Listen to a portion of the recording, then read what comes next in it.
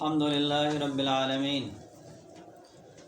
والصلاة والسلام على رسوله الأمين محمد وآله وأصحابه أجمعين أما بعد فأعوذ بالله من الشيطان الرجيم بسم الله الرحمن الرحيم اهدنا الصراط المستقيم اہدے چلا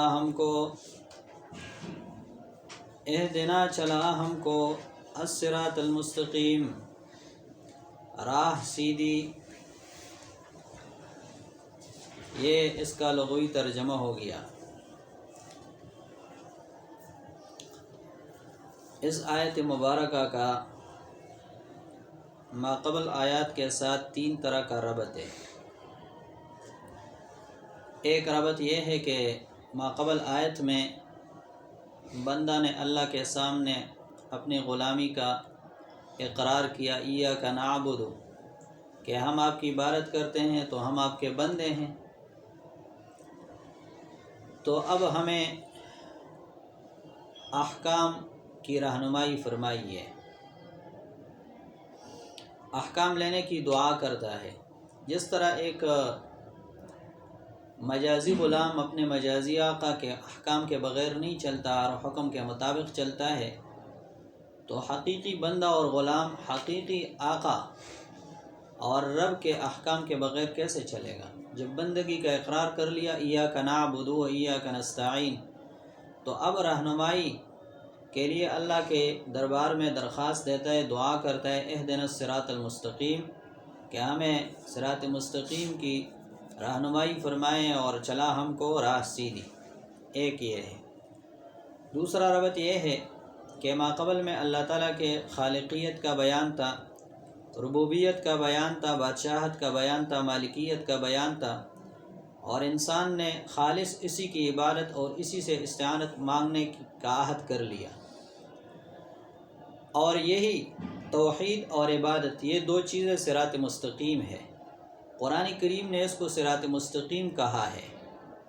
وَإِنَّ اللَّهَ رَبِّي وَرَبُّكُمْ فَاعْبُدُوهُ هَذَا صِرَاطٌ مستقیم، اللہ میرا بھی رب ہے، عیسیٰ علیہ السلام نے فرمایا تمہارا بھی رب ہے، فَاعْبُدُوهُ، اس کی بندگی کرو، میرا بھی رب ہے تمہارا بھی رب ہے، یہ توحید ربوبیت ہے، اور فَاعْبُدُوهُ یہ عبادت ہے، اور یہ دو چیزیں صراط مستقیم ہے۔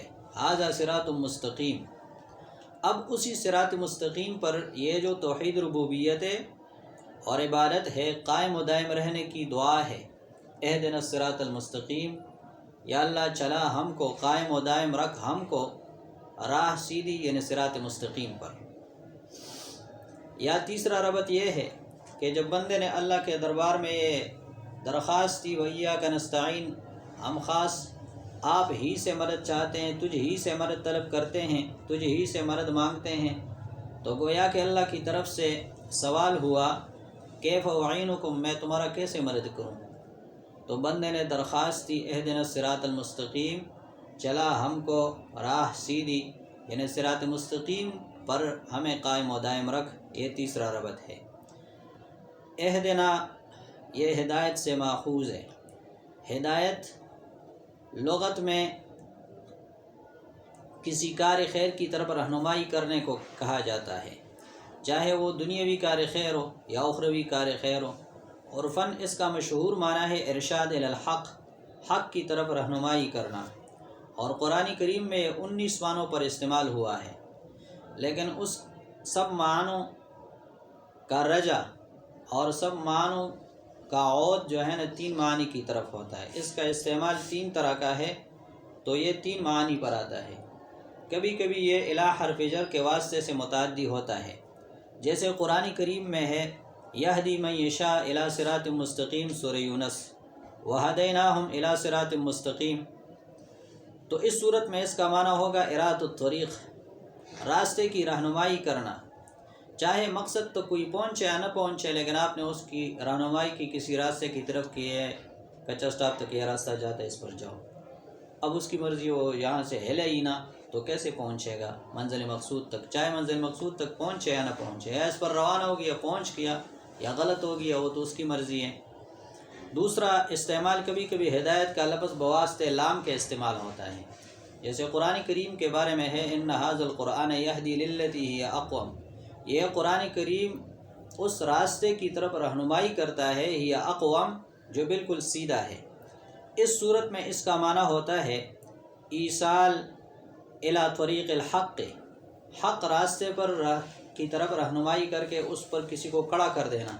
جیسے کسی نے کہا کہ فلاں جگہ تک کون سا راستہ جاتا ہے، تو آپ نے جو سیدھا راستہ تھا اس کو پہنچا کر کھڑا کر دیا کہ یہ راستہ جاتا ہے۔ اب اس میں بھی منزل مقصود تک پہنچنا ضروری نہیں ہے، لیکن حق راستے کی رہنمائی، اس کو صحیح راستے کے سیدھے راستے کی رہنمائی کی گئی۔ قرآن یہی کام کرتے کہ انسان کو حق پر کھڑا کر دیتا ہے، باقی انسان اس پر چلے تو منزل مقصود تک پہنچے گا، نہیں چلے تو نہ پہنچے گا۔ اس میں بھی منزل تک پہنچنا ضروری نہیں ہے۔ تیسرا استعمال اس کا بغیر حرف جر کے واسطے سے ہے، جیسے یہاں پر اہدنا الصراط المستقیم، اور سورہ صافات میں موسیٰ علیہ السلام اور ہارون علیہ السلام کے بارے میں ہے وَہَدَيْنَاهُمَا الصِّرَاطَ الْمُسْتَقِيمَ، رسول اللہ صلی اللہ علیہ وسلم کے بارے میں سورہ فتح میں ہے وَيَهْدِيَكَ صِرَاطًا مُسْتَقِيمًا۔ تو اس صورت میں ہدایت کا معنی ہوگا ایصال المطلوب، کسی کو رائے حق پر چلا کر اس کے ساتھ جا کر اس کو منزل تک اور مقصد تک پہنچا دینا۔ یہاں پر یہی تیسرا معنی مراد ہے کہ یا اللہ ہمیں صراط مستقیم پر چلا، منزل مقصود تک پہنچا، تو یہ معنی یہاں پر مراد ہے۔ پھر اللہ تعالیٰ جو مخلوقات کی ہدایت فرماتے ہیں تو اس کے قرآن کریم میں 7 مراتب ذکر ہوئے ہیں۔ 7 مراتب کے ساتھ اللہ تعالیٰ مخلوقات کی ہدایت کا انتظام فرماتے ہیں، اور وہ 7 ہدایت کے مراتب اللہ کے ساتھ خاص ہیں۔ تو گویا کہ ہدایت کی دعا اللہ ہی سے کی جائے گی کہ یا اللہ ہماری رہنمائی فرما اور ہمیں ہدایت عطا فرما۔ ایک ہے ہدایت فطریہ، اللہ تعالیٰ نے ہر انسان کو فطری طور پر دین اسلام پر پیدا کیا ہے۔ حدیث شریف میں آتا ہے کل مولود یولد علی الفطرہ فابواہ یہودانہ او یمجسانہ، ہر انسان کو اللہ دین فطرت پر پیدا کر دیتا ہے، دین توحید پر پیدا کر دیتا ہے۔ فطرت اللہ التی فطر الناس علیہا، سورۃ روم 35 نمبر آیت میں اس کا ذکر ہے۔ دوسرا مرتبہ ہدایت کا حق پہچاننے کے لیے ظاہری حواس دینا، سورۃ الاعلیٰ میں اس کا ذکر ہے، آیت نمبر 2 سبح اسم ربک الاعلیٰ الذی خلق فسوی والذی قدر فہدی، آیت نمبر 3 ہے والذی قدر فہدی۔ ہر ظاہری حواس جو ہے نا وہ اللہ تعالیٰ نے سب کو دیے ہیں۔ تیسرا معنی اس کا ہے قوت عاقلہ عطا کرنا، عقل عطا کرنا، سورہ اعراف آیت نمبر 100، سورہ طٰہٰ آیت نمبر 28۔ چوتھا معنی کائنات میں ایسے عقلی دلائل پیدا کرنا کہ ان عقلی دلائل کی وجہ سے بندہ حق تک پہنچ جائے اور حق کو پہچان سکے، سورہ بلد آیت نمبر 14 اور سورۃ اللیل آیت نمبر 12 میں اس کا بیان ہے۔ پانچواں معنی آسمانی کتابیں اور حق کے داعی دنیا میں بھیجنا، رسول اور انبیاء بھیجنا، سورہ رعد آیت نمبر 7 اور سورہ الف لام میم سجدہ آیت نمبر 24 میں اس کا بیان ہے۔ چھٹا معنی اور چھٹا مرتبہ ہدایت کا حق راستہ کی توفیق اور اس پر قائم و دائم کر دینا کسی کو، سورہ عنکبوت آیت نمبر 29، سورہ فتح آیت نمبر 2 لیہدیک صراطا مستقیما انا فتحنا لک فتحا مبینا لیغفر لک اللہ ما تقدم من ذنبک وما تأخر ویتم نعمته علیک ویہدیک صراطا مستقیما، کہ آپ کو ہم نے استقامت دی ہے راہ ہدایت اور راہ حق پر۔ ساتواں معنی آخرت میں جنت میں داخل کر دینا، سورہ اعراف آیت نمبر 43 اور سورہ محمد آیت نمبر 5 میں اس کا ذکر ہے۔ اب اکیلے بندہ بھی نماز پڑھتا ہے تو وہ اہدنا جمع کا صیغہ استعمال کرتا ہے، اور سارے لوگ نماز پڑھ رہے ہوتے وہ بھی اہدنا جمع کا صیغہ استعمال کرتے ہیں، سب کے لیے ہدایت مانگتے ہیں۔ اس سے اس طرف اشارہ ہے کہ ہر بندہ پوری امت کا، پوری انسانیت کا فکر کرے گا، ان کی ہدایت کے لیے فکر کرے گا، باقی سب کو ہدایت دینا نہ دینا اللہ کا کام ہے، فکر انسان کرے گا، اس میں اس طرف اشارہ ہے۔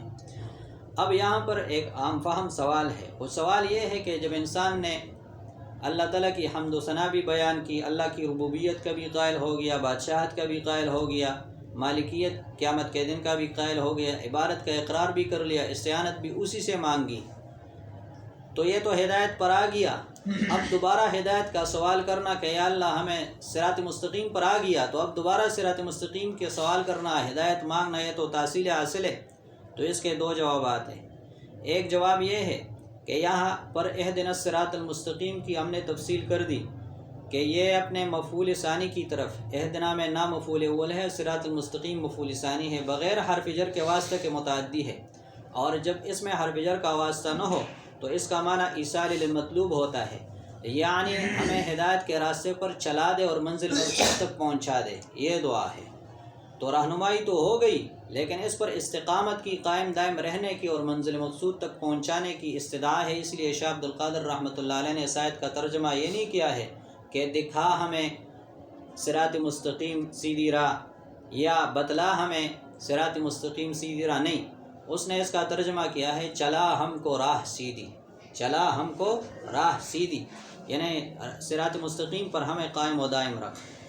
یا دوسرا جواب یہ ہے کہ ہدایت کے بہت سارے مراتب ہیں، جیسے ابھی ہم نے 7 مراتب ذکر کیے، قرآن کریم میں ہے وَزِدْنَاهُمْ هُدًى، ہم نے ان کے ہدایت میں اضافہ کر دیا۔ تو یہ اضافہ اور مراتب کسی حد پر رکتے نہیں ہیں، تو ہر انسان کو جب ایک مرتبہ ملتا ہے تو وہ اگلے مرتبہ کی ہدایت کا سوال اللہ سے کرتا ہے، اہدنا الصراط المستقیم، اس لیے یہ تحصیل سوال حاصل کا سوال وارد یہاں پر نہیں ہوتا۔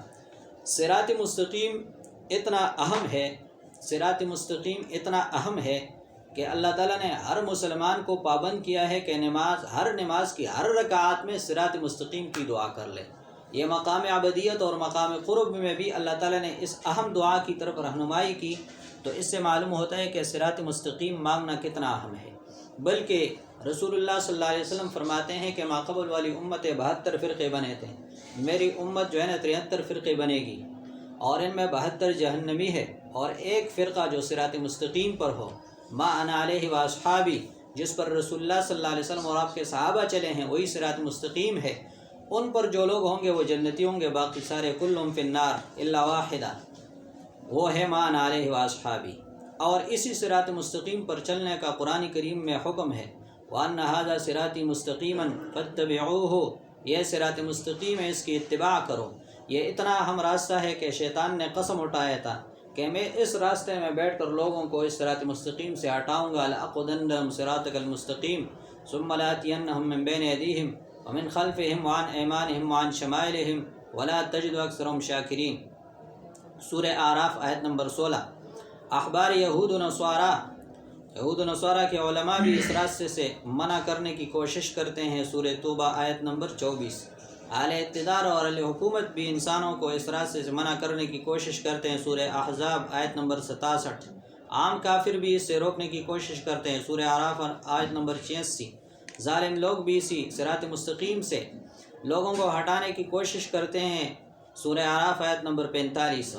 صراط لغت میں راستہ کو کہتے ہیں جس پر لوگ چلتے ہیں، اور عرفاً ایسے راستہ کو کہتے ہیں جس پر لوگ چل کر کسی مقام تک پہنچیں۔ جیسے جہنمی کسی راستے پر چل کر جب جہنم تک پہنچتے ہیں تو اس کو صراط الجحیم، سورۃ صحافات آیت نمبر 23 میں کہا گیا ہے، وَهُدُوا إِلَىٰ صِرَاطِ الْجَحِيمِ وَقِفُوهُمْ إِنَّهُمْ مَسْئُولُونَ، ادھر روکو ان کو، ان سے سوال جواب بھی کرتے ہیں۔ شرعی اصطلاح میں یہ کوئی ایسا راستہ نہیں ہے جو ظاہر میں بنا ہو اور لوگ اس پر چلنے لگے، یہ ایک معنوی راستہ ہے جس کے حدود متعین ہو، اور اس پر چل کر لوگ حق تک پہنچے، اس لیے اس کا صفت لایا گیا المستقیم کہ یہ سیدھا راستہ ہے، اس میں اعتدال ہے، افراط و تفریط نہیں ہے، اسی وجہ سے امت وسط ہے، وَكَذَلِكَ جَعَلْنَاكُمْ أُمَّةً وَسَطًا، اور اسی وجہ سے اس کو معرف باللام کیا گیا ہے کہ یہ متعین راستہ ہے، اس متعین راستے پر جو بندہ بھی چلے گا، استقامت اختیار کرے گا تو وہ جنت تک پہنچے گا۔ اسی وجہ سے کہ یہ صراط مستقیم قرآن کریم میں مختلف چیزوں پر اس کا اطلاق ہوا ہے، ان سب کا ماحصلہ یہ ہے کہ صراط مستقیم اسلام کا راستہ ہے۔